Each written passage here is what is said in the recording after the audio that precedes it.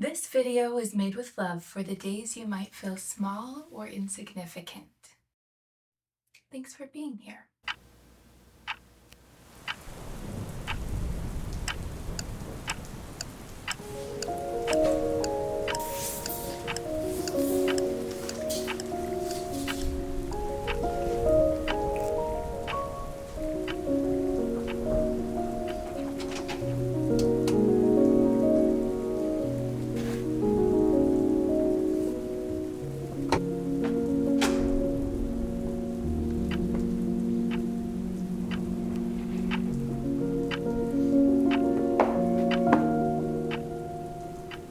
I decided to close my shop. But not in the way you might think, I guess. I just said it that way for a dramatic hook. Also, it's not raining outside. I live in the desert. Right, but today's story is about rain, so we had to set the tone. Remember in school when they asked you what you wanted to be when you grew up? And you're expected to give one solid, exciting answer at the ripe old age of 5.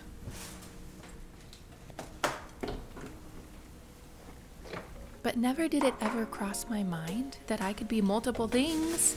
We're humans, for heaven's sake. We're very complex and capable creatures. And now that I'm an adult, it almost seems like it's frowned upon to change course, switch careers, start over, or simply question where we are in life. Those can all be very lonely choices. People often refer to these pivots as quitting. But maybe putting an end to something doesn't always have to mean we're quitting, and quitting doesn't have to have a negative connotation. It needs a rebrand. I propose we call it a fresh start, because your heart knew it needed a change. That small or insignificant feeling we sometimes get can spark this rebrand and questioning process. For example, closing my shop. It all started back when I decided to become an artist. I had just left the unmagical world of office management and medical billing. Life had forced me to a spot where it was necessary to embrace a slower pace and find a bit of healing amidst a lot of questioning. I traded my early mornings for slow mornings. Baking, puzzles, playing the piano, going on walks. And my husband introduced me to video games. They're not all fighty games. You can garden. I had to fight that feeling that I wasn't making a difference in the world anymore. I had sold a painting here and there over the years and decided to give the art route a try because it was already a little familiar and I was passionate about it. I quickly discovered that I would have to share my painting time with social media, marketing, video editing, accounting, and a whole other handful of other random tasks I never even imagined.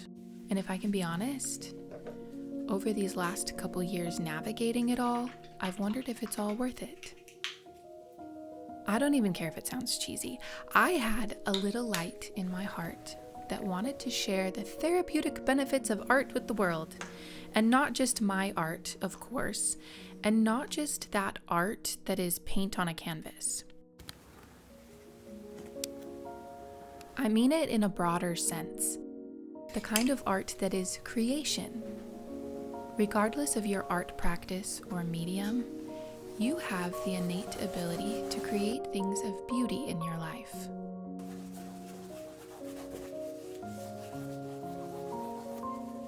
You can design your life just like you can design a sketch before your next painting. And when that painting is finished, you can create a new painting. And listen to this next part, because sometimes if that spark of light within us grows a little dim, it might take navigating the darkness to discover that the light is still lit.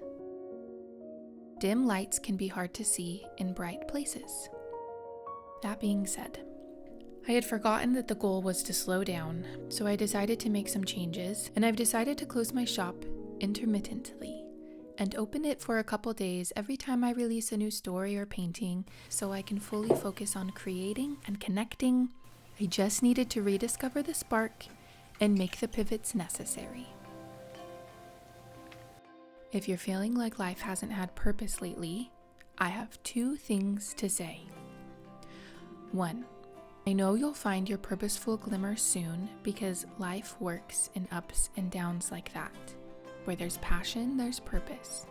And when passion is low, sometimes we need a break, other times we need a little change.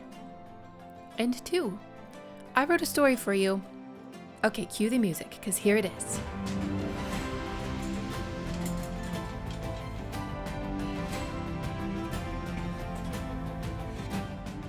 Once upon a time, in the village of Haven Hollow, way up in the sky, there was a raindrop.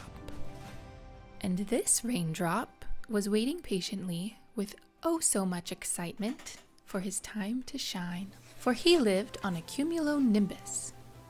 And if you've learned about a cumulonimbus before, then you'd know that it's big and fluffy and honestly sometimes angry. But we're getting off topic because the focus of this story is the raindrop, whom we'll call Drop. Drop hovers over the magical village of Haven Hollow in his big cumulonimbus, waiting for his moment to jump. A moment for which he has been excited his whole raindrop life. And it's finally arrived. Drop approaches the edge, gives one last smile to the other raindrops waiting in line, and soars right off into the heavy air and joins the other drops, dropping to the magical village to join the mighty ocean because his friend Drip told him it's the most powerful and exciting path a raindrop could take. Drop flies and soars and floats and whatever other synonyms you can think of to describe that wistful, free feeling of falling. But just as the butterflies leave his stomach and he begins to embrace that falling feeling, Drop notices something a little amiss. Okay, not a little amiss, maybe a lot amiss, because some of the other drops are blowing over toward the ocean, but he's still falling over the village. Faster and faster he falls, closer and closer to what looks like buildings and trees and people. But Drop didn't dream of people and buildings. He was supposed to fall into the mighty ocean. Alas, Drop continues to fall until he makes a little splat sound right onto the cement, right outside a busy building with a sign that says, "The Very Normal Cafe." Frustrated, Drop finds himself rolling on the slightly sloped cement until he joins a puddle in a little pothole on the street.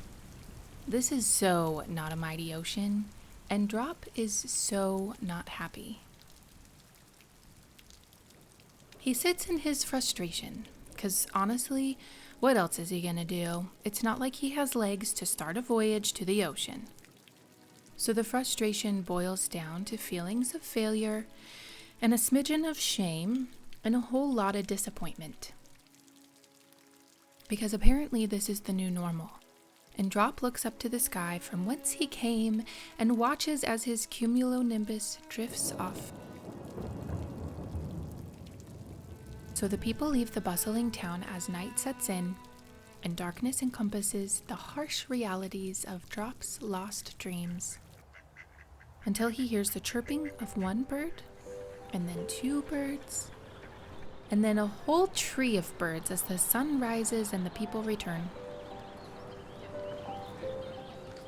One woman steps onto Drop's sidewalk, holding the hand of a little girl who sneaks away from the woman and runs so quickly toward Drop, she bends her little knees and shoots into the sky with a big landing and a little giggle right into Drop's puddle. Drop splashes into the air and lands right on the girl's rain boot. The woman grabs her hand again and pulls her away, taking Drop further down the street where he rolls off the boot and lands next to a little table outside a bakery. There's a couple sitting at the table, talking about the day ahead and perhaps visiting the library for that new book they had been so excited to read. Drop rolls into the gutter and flows down toward the end of the town center and into the grass in a nearby meadow. There's a woman in the meadow picking the wet flowers and humming softly to herself. A little part of Drop's sadness melts away as the woman continues to hum and the birds continue to chirp and Drop begins to notice the beauty and the humanity surrounding him. Perhaps it's not the powerful ocean, but maybe there's another sort of power here in the village. Or maybe being part of something so mighty isn't actually all that important to him like he thought. If rain didn't fall in the dirt, there wouldn't be flowers to pick and puddles to jump in. Perhaps he could find contentment in the simplicity of whatever this life might offer him. He looks up again, his cumulonimbus so far away now, and the sun starting to shine brightly over the meadow. He finds gratitude and meaning in the life path he's found and fully embraces the warmth of the sun. But that's not where the story ends, because I would never just tell you be grateful for what you have, okay? Gratitude helps, but if you're in a dark place, telling you to be grateful and cheer up isn't always the most helpful thing to say. But here's where the story continues, okay? Because as Drop embraces the warmth, he finds himself floating again. But it's not the same as that falling feeling from when he first jumped. He's floating up into the sky. Now, if you are familiar with the cumulonimbus, then you're also probably familiar with evaporation. Drop, on the other hand, was not familiar with evaporation. He had only ever been taught about the power of the dang mighty ocean. No one told him he would go through the cycle again. So you can imagine he was a little confused to find himself floating back above the hollow until he finally joined another cloud, finding himself ready to jump again.